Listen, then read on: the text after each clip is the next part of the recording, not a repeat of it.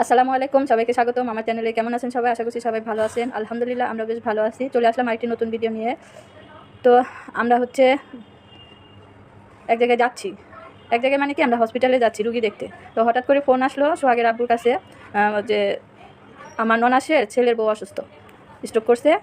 তো সেই খবর পেয়ে আমরা তাড়াহুড়া করে রেডি হয়ে তো যে চলে যাচ্ছি হসপিটালে, ঢাকা মেডিকেলে ভর্তি তাকে দেখার জন্য।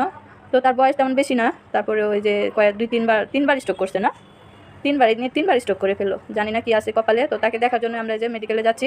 তো রেডি হয়ে যে একটা অটো নিছি, অটো রিক্সায় করে আমরা একদম ডাইরেক্ট মেডিকেলে, একদম ঢাকা মেডিকেলে চলে যাচ্ছি। তো যাবার সময় যে রাস্তার আশেপাশে দেখুন কত সুন্দর, দেখতে খুব ভালো লাগে। আর এখন আসি আমরা নিউ মার্কেটের কাছাকাছি, মানে নিউ মার্কেট দিয়ে যাবো। তো এখান দিয়ে আর কি নিউ মার্কেটে যেতে হয়। তো আজকে আপনাদের সামনে একটু ক্যামেরার সামনে আসলাম এই মুহূর্তে। তো ভয়েস দিয়েছিলাম, ভয়েসটা শোনা যায় না, তার জন্য ভয়েসটা আবার অফ করে দিছি।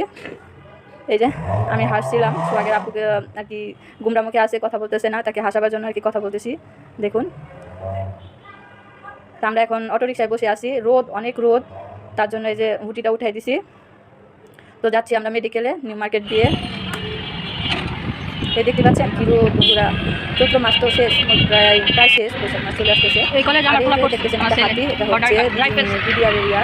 এইখানে কলেজ আছে, রাইফেলস কলেজ। এই কলেজে আমার ছেলে পড়ছে, বড় ছেলে পড়াশোনা করছে, এখান থেকে ইন্টার পাস করছে। একটা কলেজ বিডিআর এরিয়া, কী বলে ওটা ভুলে গেলাম। যাই হোক, এখানে আমার ছেলে পড়ছে, অনেক সুন্দর ভিতরে।